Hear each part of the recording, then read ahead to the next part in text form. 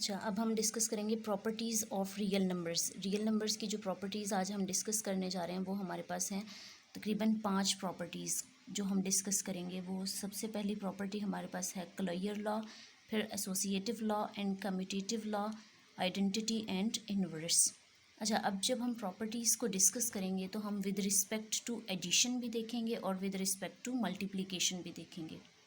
The most important thing कि हम properties किसकी पढ़ रहे हैं, रियल नंबर की। तो हम जो भी प्रॉपर्टी अप्लाई करेंगे वो रियल नंबर की प्रॉपर्टी होगी, रियल नंबर्स पे अप्लाई करेंगे।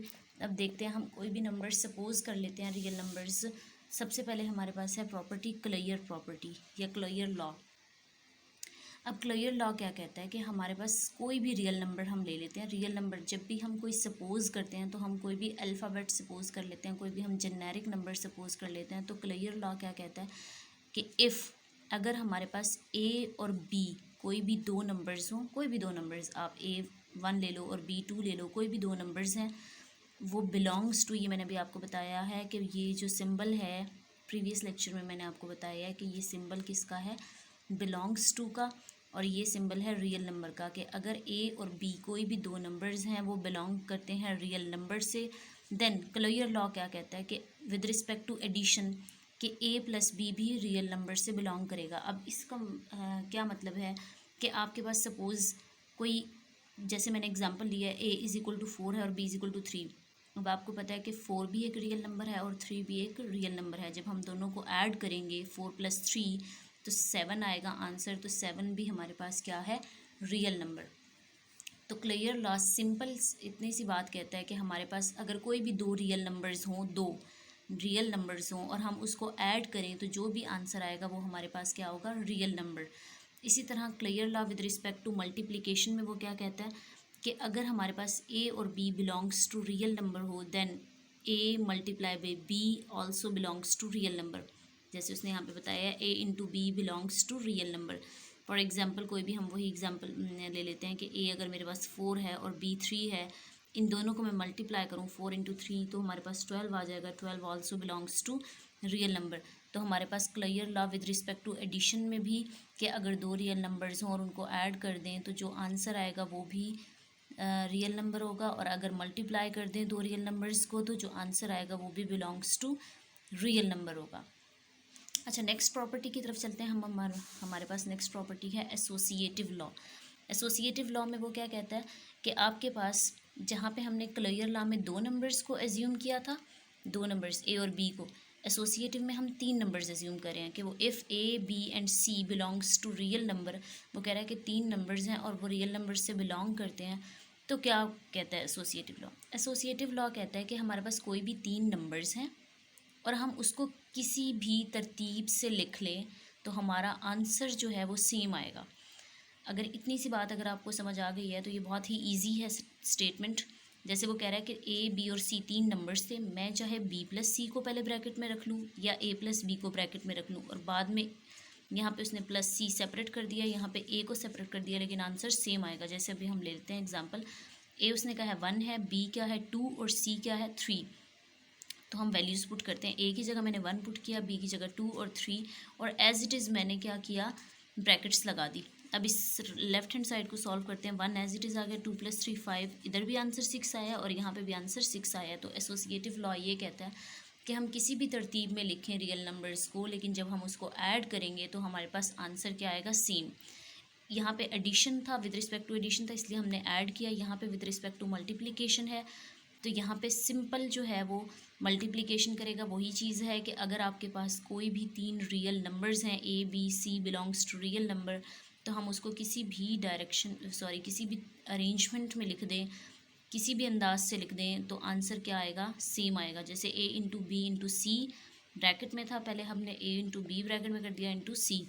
अब एग्जाम्पल वही लिया है कि a is equal to 1, b is equal to 2 और सी इज़ इक्वल टू 3 है। तो हमारे पास क्या होगा, वैल्यूज़ पुट कर देंगे, 1 × 2 × 3, दोनों तरफ क्या आएगा आंसर 6।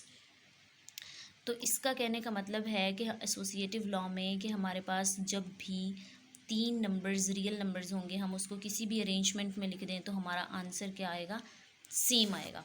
अच्छा, नेक्स्ट प्रॉपर्टी बहुत ही सिंपल है, जैसे आपने एसोसिएटिव में 3 वेरिएबल्स के साथ पढ़ा, 3 नंबर्स के साथ पढ़ा, तो कम्यूटेटिव में हमारे पास 2 नंबर्स हैं कि कोई भी 2 नंबर्स आप रियल नंबर्स ले लो, ए और B belongs to real number, then A plus B is equal to B plus A, कि आप a प्लस बी कर लो या b प्लस ए कर लो तो आंसर सेम आएगा। हमने एग्जांपल लिया, a को 1 ले लिया, b को 4, मैंने चाहे 1 प्लस 4 करो या 4 प्लस 1 करो, आंसर क्या आएगा, सेम। ये है विद रिस्पेक्ट टू एडिशन। और विद रिस्पेक्ट टू मल्टीप्लिकेशन है कि अगर a b belongs to real number है तो a इंटू बी कर लो या b इंटू ए, मतलब 1 इंटू 4 कर लो या 4 इंटू 1, तो आंसर क्या आएगा, सेम 4।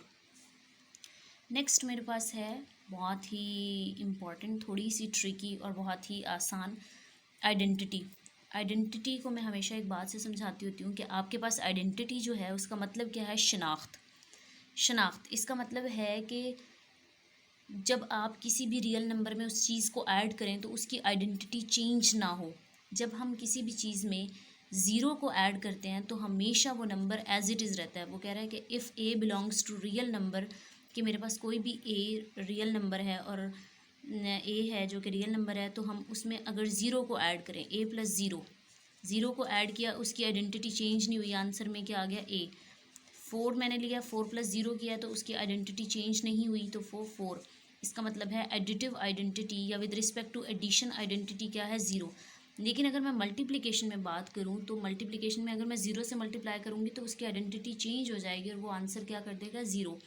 इसलिए मल्टीप्लिकेटिव आइडेंटिटी हमारे पास क्या है कि हम a इंटू 1 यानी 1 से मल्टीप्लाई करें किसी भी चीज़ को तो आंसर हमेशा वही आएगा जिसको आपने मल्टीप्लाई किया था। मतलब जो आपने रियल नंबर लिया है, a into 1 is equal to A. अब मैं कोई सपोज़ 4 मैंने नंबर लिया है और उसको मैं 1 से मल्टीप्लाई करूँ तो आंसर मेरा क्या आएगा, 4। तो इसका मतलब है आइडेंटिटी में एडिटिव आइडेंटिटी हमारे पास 0 है और मल्टीप्लिकेटिव आइडेंटिटी हमारे पास क्या है, 1। अब लास्ट हमारे पास जो प्रॉपर्टी है वो हमारे पास है इन्वर्स। इन्वर्स जैसे आपको वर्ड से आइडिया हो रहा होगा कि इन्वर्स का मतलब है अपोजिट। प्लस का अपोजिट है माइनस और मल्टीप्लिकेशन का अपोजिट है डिवाइड करना। तो ये बहुत ही सिंपल है। हमने कोई भी रियल नंबर लिया ए, ठीक है, ए हमारे पास कोई भी रियल नंबर है, अगर मैंने उसका इन्वर्स लेना तो मैं माइनस ए कर दूंगी, तो ए प्लस माइनस ए क्या हो जाएगा, ज़ीरो हो जाएगा। जैसे मैं कहूँ कि 9 का मेरे पास इन्वर्स क्या होगा, एडिटिव इन्वर्स। 9 का एडिटिव इन्वर्स क्या होगा हमारे पास, 9 प्लस माइनस 9, तो हमारे पास 9 का एडिटिव इन्वर्स क्या हो जाएगा, -9, तो वो इज इक्वल टू 0। इसी तरह मल्टीप्लिकेटिव में 9 का मल्टीप्लिकेटिव इन्वर्स क्या होगा, 1/9, उसका अपोजिट या उसका डिवीजन में, तो मल्टीप्लिकेशन में डिवाइड हो जाएगा और एडिशन में सब्ट्रैक्ट या माइनस हो जाएगा। तो हमारे पास इन्वर्स की ये प्रॉपर्टी है रियल नंबर की। तो टोटल हमने 5 प्रॉपर्टीज़ पढ़ी। सबसे पहले हमने पढ़ी है क्लियर प्रॉपर्टी, जिसमें हमने 2 नंबर्स को एज्यूम किया, ए और बी को, और हमने कहा कि जब दोनों नंबर्स को ऐड करेंगे तो आंसर भी क्या आएगा, रियल नंबर। इसी तरह हमने एसोसिएटिव में 3 नंबर्स को लिया और कहा कि तीनों जिस मर्ज़ी तरतीब में हम लिख दें, जिस मर्ज़ी अरेंजमेंट में हम लिख दें तो हमारे पास क्या आएंगे, आंसर सेम। थर्ड प्रॉपर्टी हमने पढ़ी कम्यूटेटिव लॉ की। कम्यूटेटिव लॉ में उसने कहा है कि हमारे पास 2 नंबर्स किसी भी तरीके से ऐड कर लो, आंसर क्या आएगा, सेम। आइडेंटिटी में उसने कहा कि आइडेंटिटी चेंज नहीं होनी चाहिए, इसलिए जब हम ऐड करेंगे तो 0 को ऐड करेंगे और जब मल्टीप्लाई करेंगे तो 1 को मल्टीप्लाई करेंगे। और लास्ट हमारे प्रॉपर्टी थी इन्वर्स की। इन्वर्स में उसने कहा था कि अपोजिट होगा, तो अगर हम ऐड करेंगे तो वहाँ पे सब्ट्रैक्शन आ जाएगी, जब हम मल्टीप्लाई कर रहे होंगे तो वहाँ पे डिवीजन आ जाएगी। तो ये था आज का हमारा लेक्चर। और अगर आज आपको कोई नहीं समझ आई चीज़ तो आप मुझसे डिस्कस कर सकते हो।